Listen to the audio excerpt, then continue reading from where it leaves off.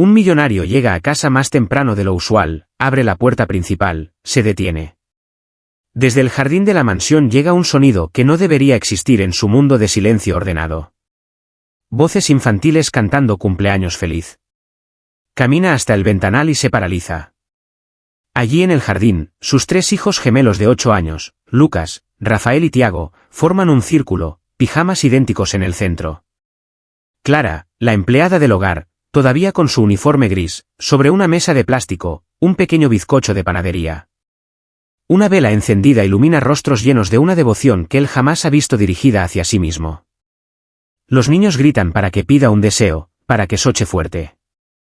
Los ojos les brillan de pura alegría. Eduardo Monteiro observa a través del cristal una barrera invisible los separa de aquella felicidad. Ve a sus hijos entregándole a otra persona el amor que debería pertenecerle. Siente algo que no logra nombrar, envidia, culpa. La escena es la prueba viva de su fracaso como padre. Un espectáculo de calor humano sucediendo en el jardín de la casa más fría que jamás ha conocido. La historia de cómo un millonario descubrió que sus hijos amaban más a la empleada que a él y lo que pasó después te va a dejar sin aliento. Comenta desde donde estás viendo y si aún no te has suscrito, suscríbete. Agarra las palomitas que la historia comienza ahora.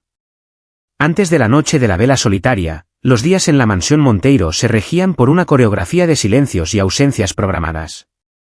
El sol se alzaba sobre la arquitectura impecable, arrojando líneas de luz geométrica sobre suelos de mármol que nunca conocían el desorden. Pero la luz no traía consigo el bullicio de una familia despertando, sino la confirmación de un vacío. Eduardo Monteiro ya se había marchado.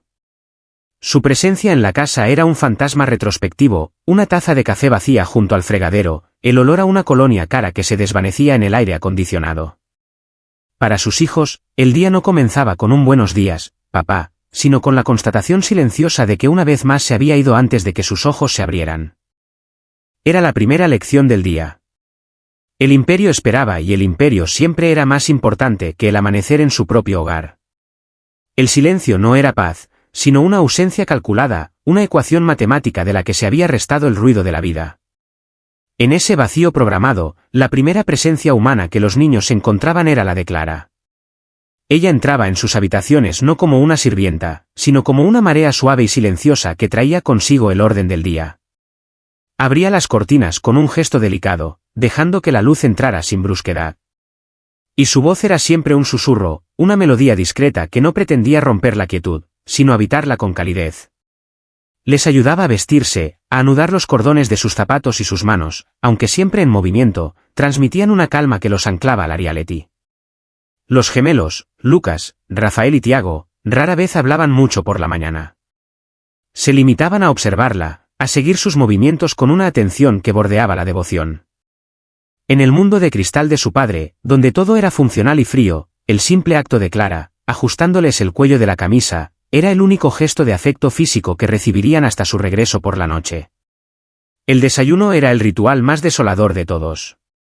Se sentaban en 3 sillas idénticas ante una mesa de comedor de caoba maciza, una pieza de diseño pensada para albergar a 20 comensales, que ahora solo servía para magnificar su soledad. Clara le servía el zumo, los cereales, las tostadas, moviéndose con una eficiencia que la hacía casi invisible, tal como su puesto requería. Pero los niños la veían. Veían la forma en que sus ojos se detenían un segundo más de lo necesario en cada uno de ellos. Una rápida inspección para asegurarse de que todo estaba bien. Se comunicaban en un lenguaje secreto de miradas y pequeños asentamientos. A veces Lucas pateaba suavemente la silla de Rafael bajo la mesa, no por malicia, sino para recordarle al otro que no estaba solo. Eran una pequeña isla de 3, en un océano de opulencia vacía. Y Clara era el faro silencioso que les aseguraba que la orilla de alguna manera seguía existiendo. Para Clara Nogueira, cada día era un ejercicio de equilibrio sobre la cuerda floja de la invisibilidad. Había aprendido a moverse por aquella casa como un espíritu, a anticipar necesidades antes de que fueran expresadas, a limpiar las huellas de la vida sin dejar ninguna propia. Era un mecanismo de supervivencia perfeccionado por años de servicio y por una vida que le había enseñado a poner a los demás primero. En su interior cargaba con el peso constante de la enfermedad de su hermano una preocupación sorda que era el motor de cada uno de sus sacrificios. Ese cansancio perpetuo que se acumulaba en las ojeras que el maquillaje apenas disimulaba era invisible para Eduardo. Para él ella era simplemente una función, una pieza eficiente en el engranaje de su vida perfectamente organizada. Nunca se preguntó qué había detrás de su profesionalismo, qué sueños se posponían o qué miedos la mantenían despierta por la noche. Ser invisible era su trabajo y lo hacía dolorosamente bien. Las tardes eran un espejo de las mañanas. Los niños regresaban del colegio a una casa silenciosa, depositando sus mochilas en un recibidor que parecía un museo. No había un padre esperando para preguntarles por su día. En su lugar estaba Clara, que siempre aparecía con un vaso de leche y una pregunta suave: ¿qué tal el cole? Y entonces el dique de contención infantil se rompía. Se agolpaban a su alrededor, en la cocina, el único espacio de la casa que parecía tener algo de vida, y le contaban todo. Le hablaban del gol que Lucas había marcado, del dibujo que Rafael había hecho, del nuevo amigo de Tiago, y Clara escuchaba. Escuchaba con una atención total, asintiendo, sonriendo, haciendo las preguntas adecuadas. No era parte de su contrato, no estaba en su lista de tareas, pero para esos niños hambrientos de atención, esa escucha era el alimento más nutritivo que recibían en todo el día. Un acto de generosidad que llenaba un vacío del tamaño de un padre. Los indicios del problema estaban por todas partes. Eran como pequeñas grietas en la fachada perfecta de la mansión, invisibles solo para quien no quería ver. El más evidente eran los dibujos que los niños pegaban con celo en la puerta de la nevera, un acto de rebeldía doméstica en una cocina de diseño. En casi todos ellos, la familia que dibujaban no era la que dictaba la sangre. Estaban ellos tres cogidos de la mano, sonriendo con trazos de ceras de colores, y a su lado siempre una figura femenina con el pelo recogido y un delantal a la que escribían debajo Clara.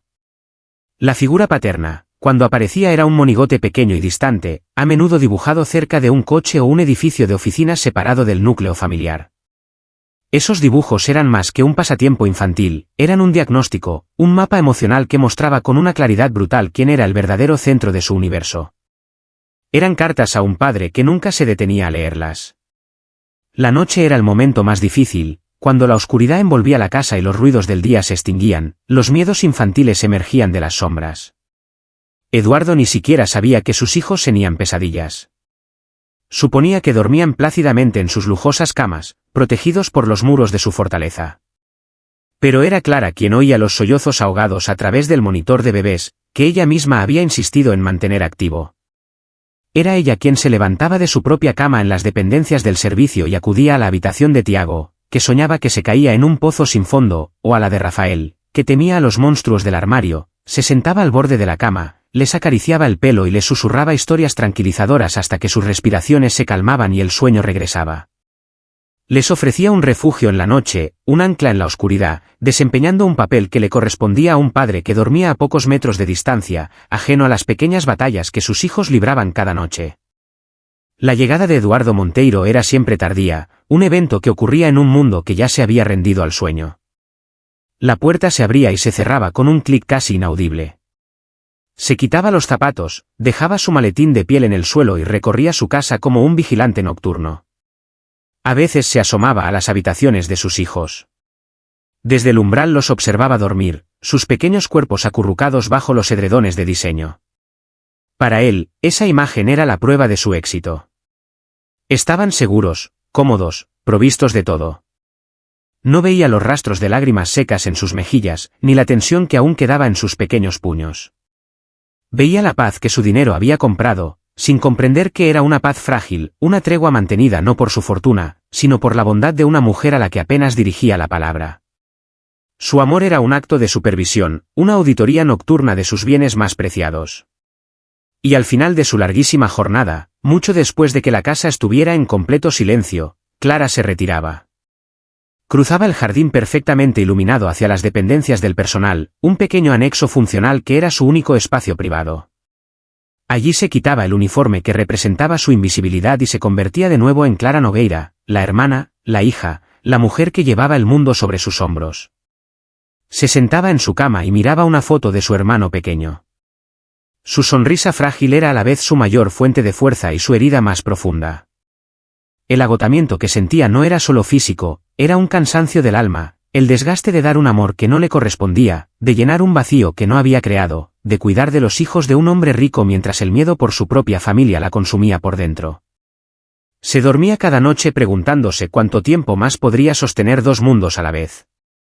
Así transcurría la vida en la mansión Monteiro, un ecosistema de contrastes brutales, un lugar donde los juguetes más caros del mundo no podían sustituir un abrazo y donde las paredes de cristal y acero aislaban no del peligro exterior, sino del calor humano. El lujo era la superficie, el barniz, que cubría una profunda grieta de abandono emocional. Los niños, con su instinto infalible, habían encontrado una fuente de luz en la única persona que se había detenido a verlos de verdad.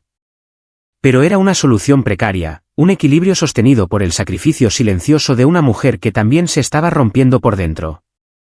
La tristeza en los ojos de los gemelos era una bomba de relojería silenciosa, esperando el catalizador adecuado para estallar. Y ese catalizador llegaría en la forma más inesperada, un pequeño bizcocho casero y una vela torcida encendida en la oscuridad de un salón demasiado grande y demasiado vacío. Tras la noche de la vela solitaria, un cambio sutil, pero innegable se instaló en la atmósfera glacial de la mansión. Eduardo por primera vez intentaba estar presente. Llegaba a casa un poco antes. Forzaba conversaciones sobre el colegio durante la cena, pero sus intentos eran torpes, como los de un hombre que intenta hablar un idioma olvidado. Los niños respondían con monosílabos, sus ojos buscando instintivamente a Clara al otro lado de la habitación. Era a ella a quien le contaban los secretos del día en susurros apresurados. Mientras recogía los platos. Era su mano la que buscaban bajo la mesa. Eduardo observaba estas interacciones con una mezcla de gratitud y una punzada de algo parecido a los celos. Se daba cuenta de que no bastaba con estar físicamente en la habitación. Había que habitar el espacio emocional y ese espacio durante años de ausencia había sido colonizado por completo. Clara se había convertido en el sol y sus hijos eran tres pequeños planetas que orbitaban a su alrededor, mientras que él era un cuerpo celeste distante, frío y apenas visible. El vínculo se profundizó en los pequeños rituales que ellos mismos crearon. Lejos de la mirada de su padre. Una tarde, mientras una tormenta azotaba los enormes ventanales del salón, Rafael, el más callado y artístico de los tres, se acurrucó junto a Clara en un sofá. Con voz temblorosa le confesó que el sonido de los truenos le recordaba la noche en que su madre se había puesto enferma por última vez. Era un miedo que nunca había verbalizado, un secreto guardado en lo más profundo de su pequeño corazón. Clara no dijo nada, simplemente lo rodeó con sus brazos y se quedó allí absorbiendo su temblor, ofreciéndole un refugio de silencio y calor. No le ofreció soluciones baratas ni frases hechas. Le ofreció el ancla de su presencia, un gesto que valía más que todas las promesas de seguridad que el dinero de su padre podía comprar. En ese abrazo, Rafael no solo encontró consuelo, sino que depositó en ella una confianza absoluta, el tipo de confianza que un hijo reserva para la persona que sabe que nunca le dejará caer. Pero esa intimidad creciente no pasó desapercibida. Las paredes de la mansión, aunque silenciosas, tenían oídos. Otros miembros del personal, acostumbrados a la estricta jerarquía y a la distancia profesional, comenzaron a observar. Una mañana, mientras Clara ayudaba a Lucas a atarse los cordones en el recibidor, el chofer de Eduardo, un hombre mayor y de pocas palabras, comentó en voz baja a otro empleado: «Parece más la madre que la niñera». No lo dijo con malicia, sino con la simpleza de una observación factual. Pero la frase flotó en el aire cargada de significado. Era un reminder de que Clara estaba cruzando una línea invisible, una frontera social que separaba el afecto del servicio. Para ellos, su dedicación era una anomalía, una desviación de la norma que de alguna manera amenazaba el orden establecido.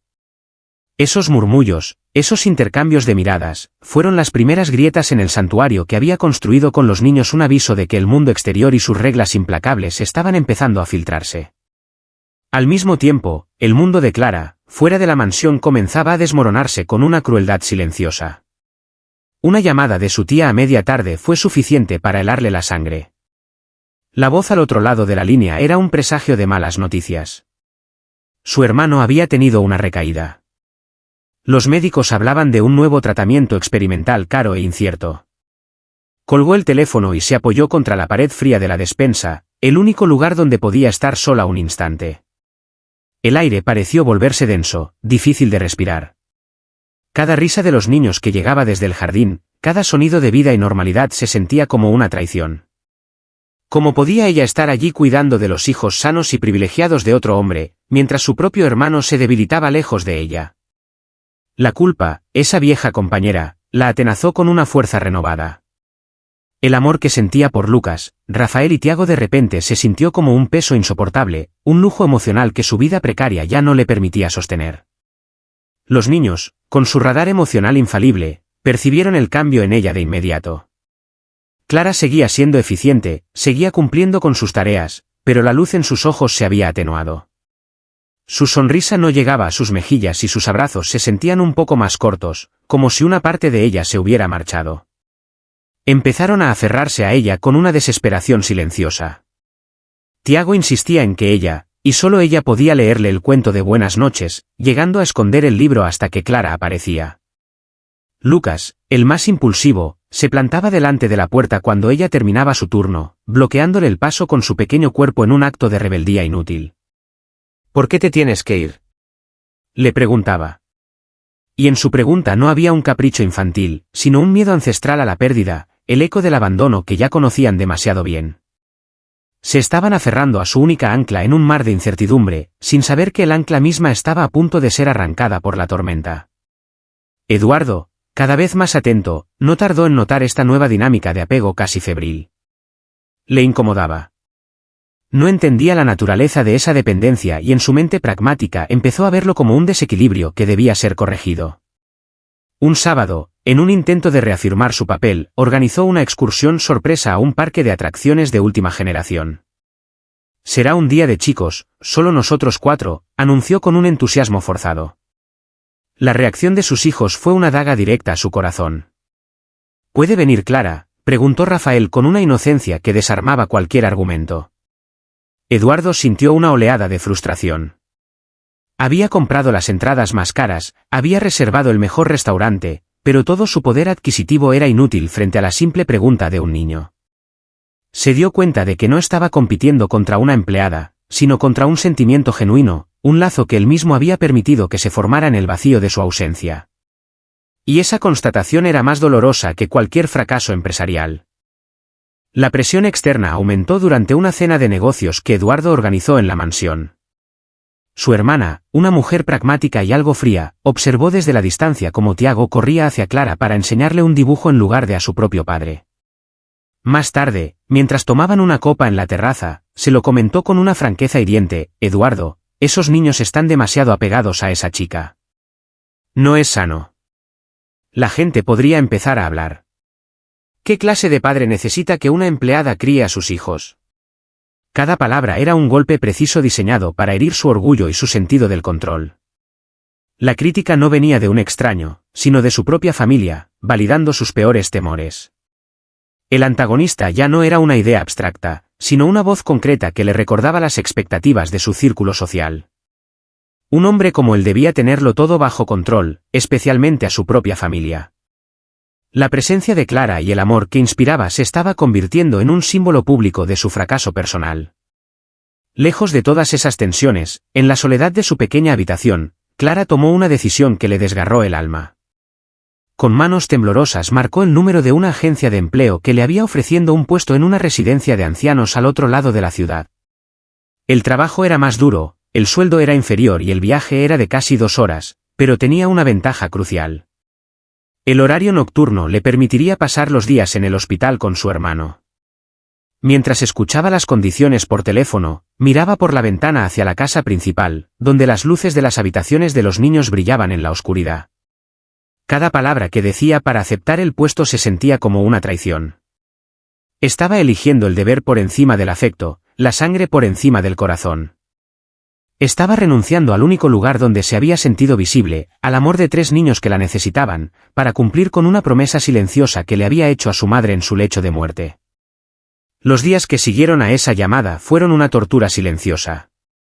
Clara se movía por la casa como un fantasma, su cuerpo presente, pero su espíritu ya en otra parte. Los niños lo notaron de inmediato. Dejaron de intentar hacerla reír y en su lugar la observaban con una preocupación solemne, como si supieran que algo se estaba rompiendo.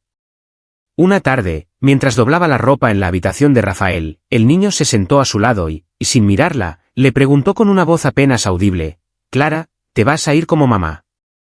La pregunta tan simple y tan brutalmente directa la dejó sin aire. No pudo responder. Cualquier mentira se le habría atascado en la garganta y la verdad era demasiado cruel para pronunciarla. Se limitó a negar con la cabeza un gesto débil y poco convincente que no engañó a nadie. El niño simplemente asintió como si confirma su peor sospecha y el silencio que quedó entre ellos fue más pesado y doloroso que cualquier grito. La tensión alcanzó su punto álgido esa misma noche. Eduardo, presionado por el comentario de su hermana y su propia incapacidad para conectar con sus hijos, decidió que era hora de imponer orden. Abordó a Clara en el pasillo justo cuando ella se preparaba para irse. Su tono no era acusador, sino frío y corporativo, el mismo que usaría para reestructurar un departamento en su empresa. Clara, comenzó, he notado que los niños dependen mucho de ti. Aprecio tu dedicación, pero a partir de ahora creo que sería apropiado mantener una distancia más profesional. Hay límites que no deben cruzarse. No la estaba despidiendo, la estaba degradando, la estaba reduciendo de nuevo a una función, a una pieza del engranaje. Le estaba pidiendo que apagara la única fuente de calor en aquella casa. Para Clara, esas palabras sumadas al peso de la enfermedad de su hermano y a la decisión que ya había tomado, fueron la gota que colmó el vaso. Fue un acto de crueldad involuntaria que selló su destino. Esa noche, en su habitación, Clara ya no lloró. El dolor se había transformado en una resolución fría y tranquila. Sacó una hoja de papel de un cajón y un bolígrafo. Se sentó en su pequeña mesa, la misma donde miraba la foto de su hermano cada noche. La luz de la lámpara proyectaba una larga sombra de su figura encorvada sobre la pared. No dudó. La primera frase fue la más difícil, pero una vez escrita, las demás fluyeron con la triste facilidad de lo inevitable. Estimado señor Monteiro, por la presente le comunico mi renuncia. No dio explicaciones, no mencionó a su hermano, no habló del amor que sentía por los niños.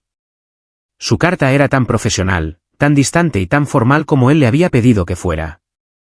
Cada palabra era un pequeño paso que la alejaba de la mansión, de las risas de los gemelos, del único hogar que su corazón había conocido en mucho tiempo.